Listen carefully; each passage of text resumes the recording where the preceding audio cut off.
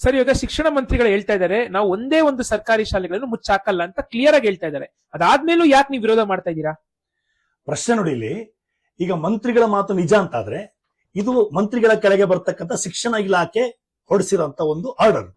ಇದರಲ್ಲಿ ಚನ್ನಪಟ್ಟಣದ ಒಂದು Honganur KPS magnet ಶಾಲೆಗೆ ಸುತ್ತಮುತ್ತ 6 ಕಿಲೋಮೀಟರ್ ಇರತಕ್ಕಂತ 7 ಸ್ಕೂಲ್ಗಳನ್ನು ಮುಚ್ಚುವಂತ ನಿರ್ಧಾರ ತಗೊಂಡಿದ್ದಾರೆ.